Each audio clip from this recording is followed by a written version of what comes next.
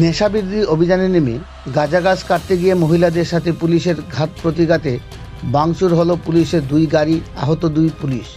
জানা গেছে খোয়াই বাইজালবাড়ি থানা এলাকায় জুড়ে গাঁজা চাষে রমরমা। যদিও পুলিশের গাঁজা বিরোধী অভিযানও রয়েছে অব্যাহত, কিন্তু ফসল গড়ে তোলার পূর্বেই কাটতে গেলেই যত বিপত্তি। পুলিশি অভিযানে নামলেই পুলিশের উপর আক্রমণাত্মক হয়ে ওঠে এরা। বাইজালবাড়ি থানার বছর পূর্তিতে আরও কয়েক মাস বাকি। এই অল্প সময়ের মধ্যে বাইজালবাড়ি থানা নেশাবিরোধী অভিযানে বেশ কয়েকটি সফলতা পেয়েছে। বেশ কয়েকটি দফায় দফায় বেশ কিছু গাঁজা বাগান ধ্বংস করেছে বাইজালবাড়ি থানার পুলিশ। বৃহস্পতিবার খোয়াই বন দপ্তরের ডিএফও অশোক কুমারের কাছে গোপন খবর ছিল বাইজালবাড়ি থানার মেকলাবাড়ি এলাকায় বন দপ্তরের সরকারি জায়গার উপর বিশাল জায়গা জুড়ে গাঁজা চাষ চলছে। সেই মোতাবেক খবরের ভিত্তিতে বাইজালবাড়ি থানার সহযোগিতায় মেকলাবাড়ি এলাকায় বন দপ্তর, পুলিশ এবং বিএসএফের যৌথ টিম অভিযানে নামে এবং সফলতা পায়। মোট 5খানি সরকারি জায়গার উপর 4000 পরিপূর্ণ গাঁজা গাছ ধ্বংস করে অভিযানকারী দলটি। প্রতিটি গাছ পরিপূর্ণ হওয়াতে প্রতিটি গাছে 1 কেজিরও অধিক গাঁজা হবে বলে অনুমান করা হয়, যার বাজার মূল্য কোটি টাকা ছাড়িয়ে যাবে বলে ধারণা করা হচ্ছে। অভিযানকারী দলটি সম্পূর্ণ বাগানগুলো ধ্বংস করে ফেলে পর আচমকাই উত্তেজিত হয়ে উঠে গ্রামের প্রমিলা বাহিনী। হাতে লাঠি ঝুঁটা নিয়ে হামলে পড়ে পুলিশের উপর, পাল্টা চালায় পুলিশও। এতে ভাঙচুর হয় পুলিশের 2টি গাড়ি। ঘটনা সামাল দিতে আহত হয়েছে বন দপ্তরের সুশান্ত ভৌমিক নামের এক ফরেস্ট গার্ড এবং এক বিএসএফ কর্মী। ফলে পরিস্থিতি ধীরে ধীরে উত্তেজিত হয়ে ওঠে। পরিস্থিতি সামাল দিতে নিক্ষেপ করা হয় কাঁদানো গ্যাস। তাতেও পরিস্থিতি কিছুটা নিয়ন্ত্রণে আসলে ভাঙচুর করা একটি গাড়ি নিয়ে ফিরে আসলেও অপর আরেকটি গাড়ি ফিরিয়ে আনা সম্ভব হয়নি। পরবর্তীতে পুলিশের উচ্চপদস্থ আধিকারিকরা ঘটনাস্থলে গিয়ে একটি ক্রেনের মাধ্যমে অপর গাড়িটিকে ঘটনাস্থল থেকে উদ্ধার করে নিয়ে আসে।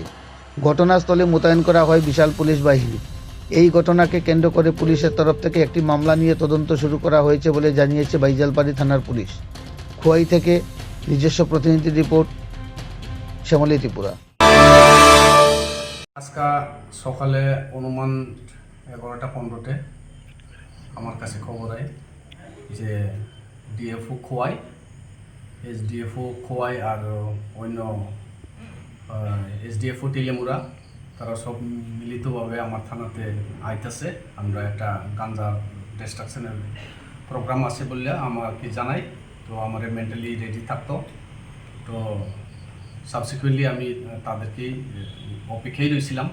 তো ঠিক ওই সময় তারা আমার এখানে এসে পড়ে, আর তাদের সাথে একটু তারা আসার পরে একটু পরে বিএসএফ পার্টিও আয় আমাদের আমার পিএসের আন্ডারে বেলসরা বিউপি থেকে কিছু স্টাফ আসে। তো আমরা এরপরে আমি যেহেতু তারা ইনফরমেশনটা যেহেতু ডিএফওর ইনফরমেশন, আমরা তো অ্যাকশনটা করতে হবে। তো যাওয়ানোর আগে এখানে আমাদেরকে স্টাফকে ব্রিফিং দেওয়া হয়।